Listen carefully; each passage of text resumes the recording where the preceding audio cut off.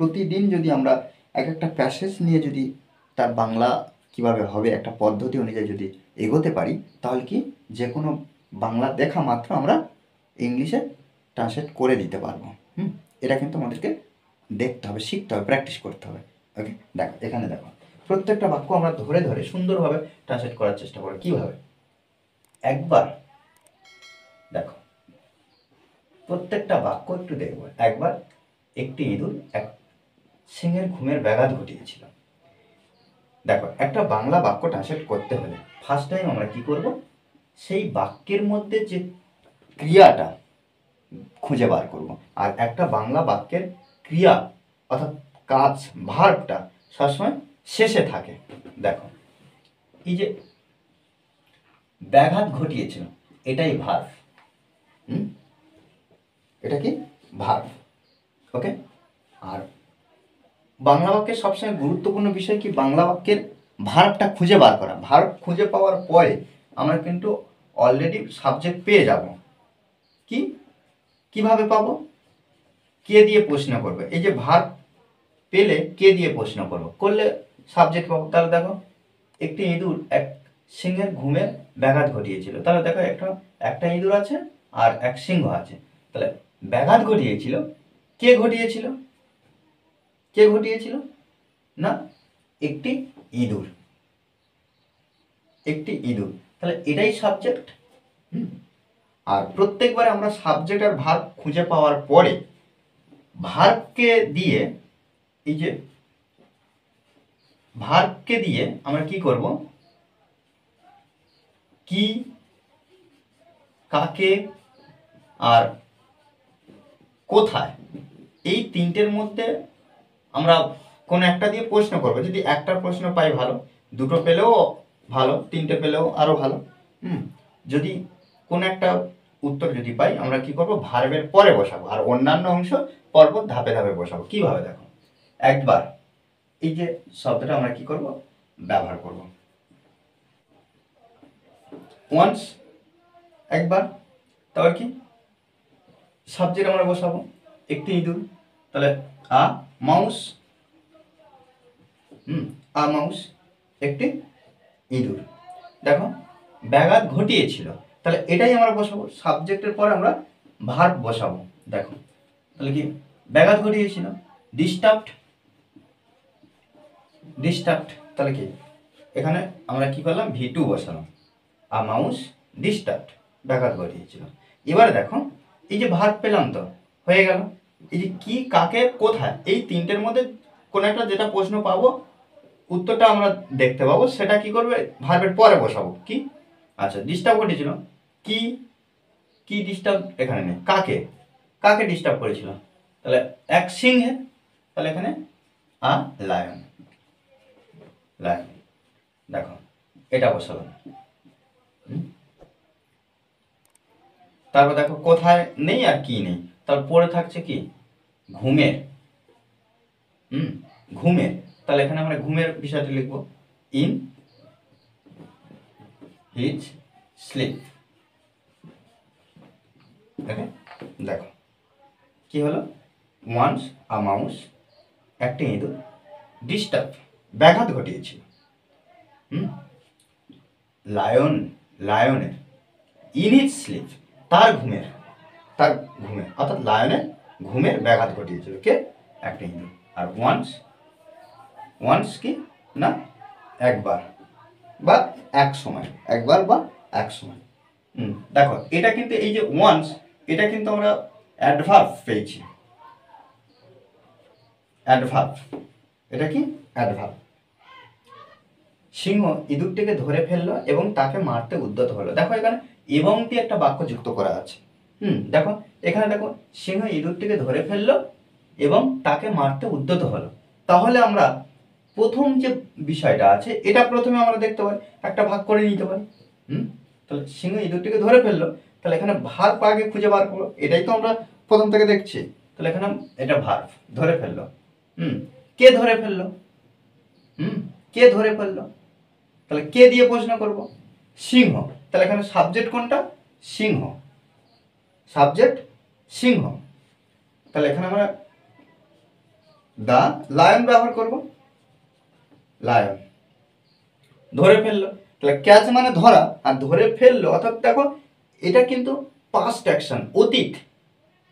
ওই জন্য আমরা এখানে ক্যাচ থেকে কট ব্যবহার করতে পারি, কট, এটা V2।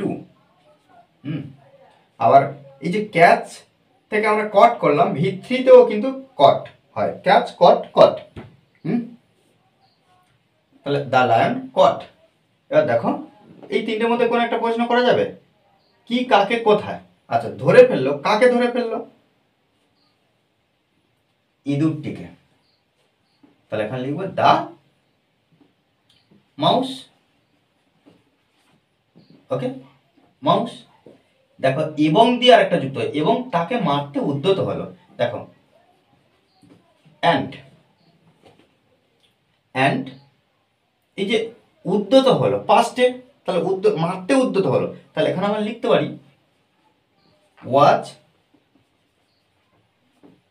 দেখো অ্যান্ড এবং লিখলাম, এবং কি ওয়াজ গোয়িং, পাস্ট উদ্যত হয়েছিল, উদ্যত হলো মানে কি অটোমেটিক কিন্তু হয়ে গিয়েছিল, কিছু সময় ধরে হচ্ছিল, ওই জন্য আমরা লিখছি পাস্ট অ্যাকশনে। তাহলে ওয়াজ গোয়িং টু কিল, মারতে, কাকে?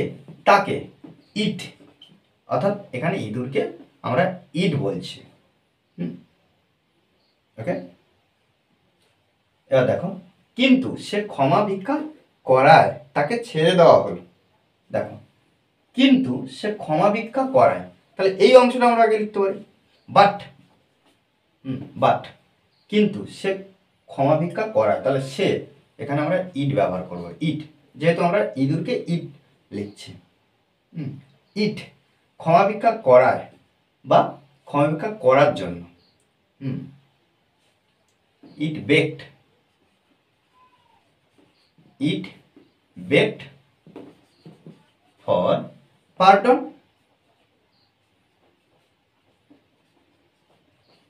পার্ডন। ক্ষমা ভিক্ষা ইহা বা সে ক্ষমা ভিক্ষা করার জন্য, এটা কিন্তু আমরা মিনিং করতে পারি, করার জন্য তাকে ছেড়ে দেওয়া হলো। এখানে আমরা এই যে তাকে ছেড়ে দেওয়া হলো, এটা কিন্তু আরেকটা বাক্য আমরা যুক্ত করব, ওই জন্য অ্যান্ড ব্যবহার করব, অ্যান্ড। এবং দেখো তাকে ছেড়ে দেওয়া হলো, এই যে তাকে ছেড়ে দেওয়া হলো, দেখো একজন কি করলো, তার নিজের ইচ্ছা অনুযায়ী তাকে ছেড়ে দিল, এক্ষেত্রে আমরা কি করব, লেট ব্যবহার করব। তাহলে এখানে দেখো and was late to go. দেখো এখানে এই যে তাকে আবার কিন্তু আলাদাভাবে ব্যবহার করবো না, কেন? কারণ বাক্যের ক্ষেত্রে আমরা এখানে ইট ব্যবহার করেছি, এটার ক্ষেত্রে হয়ে যায়। কাকে? ইট বলতে সেই ইঁদুরটাকে বোঝানো হয়েছে। তারপর দেখো, আচ্ছা আমি উপরের তিনটে লাইন মুছে দিয়ে আমি এই জায়গাটা থেকে এখান থেকে করছি। ওকে, দেখো অনতিকাল পরে, অনতিকাল পরে সিংহটি একটা শক্ত ফাঁদে ধরা পড়লো। তাহলে দেখো এখানে এই যে অনতিকাল পরে বলতে কি মানে বেশ মানে খুব অল্প সময়, কয়েকটা দিনের মধ্যে। তাহলে এখানে আমরা লিখতে পারি শর্টলি আফটার, শর্টলি আফটার, অনতিকাল পরে, শর্টলি আফটার। দেখো এই বিষয়টা কিন্তু আমরা একটা লিখে দিলাম। সিংহটি একটা শক্ত ফাঁদে ধরা পড়লো। তাহলে এখানে দেখো এই যে ধরা পড়লো, এটাই ভার্ব। প্রত্যেকবারে কিন্তু আমরা একটাই কাজ করছি, কি না ক্রিয়াটা, বাংলা ক্রিয়াটা আগে খুঁজে বার করছি, তারপরে কিন্তু আমরা সাবজেক্ট দেখবো। তাহলে ধরা পড়লো, কে ধরা পড়লো? সিংহটি। তাহলে এখানে দেখো আমরা এখানে সাবজেক্ট লিখি দ্য লায়ন, লায়ন ধরা পড়লো। দেখো এখানে কিন্তু আমরা ওয়াচ কড লিখব, ওয়াচ কড লিখব। দেখো ওয়াচ কড লিখব কেন? কারণ দেখো এখানে যে সাবজেক্ট আমরা ব্যবহার করছি, সেই সাবজেক্ট কিন্তু নিজে কাজ করছে না। এই যে লায়নটি অর্থাৎ সিংহটি ধরা পড়লো, সে কিন্তু নিজে নিজে ধরা পড়লো না, কেউ না কেউ তাকে ধরেছে। সেক্ষেত্রে আমরা কি করলাম, সাবজেক্ট ব্যবহার করলাম, এখানে সাবজেক্ট ব্যবহার করলাম, তারপরে এখানে হেল্পিং ভার্ব, তারপর এখানে V3, এটা কর্মবাচ্য লেখা হলো।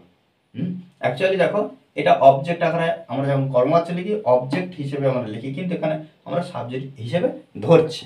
তাহলে দ্য লায়ন ওয়াজ কট, সিংহটি ধরা পড়ল ফাঁদে। দেখো একটা শক্ত ফাঁদে, তাহলে এখানে লিখতে পারি কি, ইন আ স্ট্রং নেট। ওকে, তাহলে ইন আ স্ট্রং নেট, একটা শক্ত ফাঁদে, এখানে ইন ব্যবহার করলাম কেন, প্রিপোজিশন। তাহলে এখানে শক্ত ফাঁদের মধ্যে বা জালের মধ্যে, এই প্রিপোজিশন ওই জন্য আমরা ব্যবহার করলাম। তার গর্জন শুনে ইঁদুরটি সেখানে চলে এলো। দেখো এখানে এই যে ইঁদুরটি সেখানে চলে এলো, এটা কিন্তু একটা সম্পূর্ণ বাক্য। ইঁদুরটি সেখানে চলে এলো, তারপর কি, তার গর্জন শুনে। আমরা এর আগের ক্লাসগুলোতে করেছি, যখন একারযুক্ত ক্রিয়া একটা অংশ থাকবে, তাহলে একারযুক্ত, দেখো তার গর্জন শুনে, এই যে শুনে, শোনা একটা ক্রিয়া, তারপরে একারযুক্ত ক্রিয়া, এই বিষয়টা যখন থাকবে আমরা বাক্যের প্রথমে লিখব এই অংশটা করার আগে। তাহলে শুনে, হিয়ারিং হিজ রোল, তাহলে হিয়ারিং হিজ রোল, তার গর্জন শুনে, তার গর্জন শুনে ইঁদুরটি সেখানে চলে এলো। তাহলে এখানে দেখো এই যে চলে এলো, এটাই ভার্ব। এবার এই বাক্যটা করছি, দেখো ভার্ব, চলে এলো, কে, ইঁদুরটি, সাবজেক্ট, কোথায়, সেখানে। তাহলে এখানে আমরা দা মাউস লিখব, দা মাউস,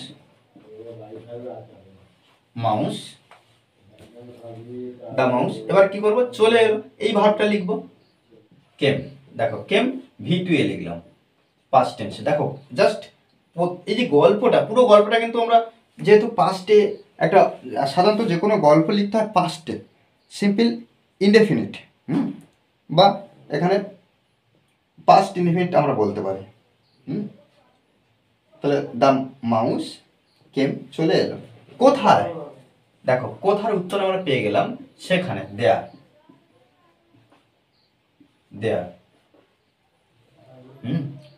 সেখানে। এবং দাঁত দিয়ে জালের দড়িগুলো কেটে ফেললো, অ্যান্ড কাট দা, এই যে কাট দা, কি দিয়ে, দড়ি দিয়ে, রোপস। তাহলে কাট দা রোপস, এই যে দাঁত দিয়ে, তিত, দাঁত দিয়ে। তারপর দেখো সিংহটি মুক্ত হয়ে গেল, দা লায়ন। তাহলে এখানে কি, দা লায়ন, এই যে দেখো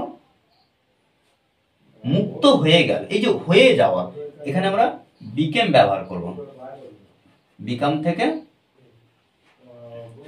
বিকেম, দা লায়ন বিকেম, সিংহটি হয়ে গেল, কি হয়ে গেল না, মুক্ত, ফ্রি। ওকে, দেখো এইভাবে কিন্তু আমরা প্রত্যেকটা এক একটা টপিক যদি ট্রান্সলেট করার চেষ্টা করি, তাহলে কি আমরা ইংলিশে একটা বাংলা বাক্য দেখা মাত্র সুন্দরভাবে ট্রান্সলেট করে দিতে পারবো। শুধুমাত্র মনে রাখতে হবে যে প্র্যাকটিস করতে হবে, আর প্র্যাকটিসের বিকল্প কিছু নেই। ওকে, আর এই ক্লাসটি যদি ভালো লাগে অবশ্যই লাইক কমেন্ট শেয়ার, আর যারা এখনও পর্যন্ত এই চ্যানেলটি সাবস্ক্রাইব করেননি তারা অবশ্যই চ্যানেলটি সাবস্ক্রাইব করে পাশে থাকবেন। ওকে, থ্যাংকস ফর ওয়াচিং।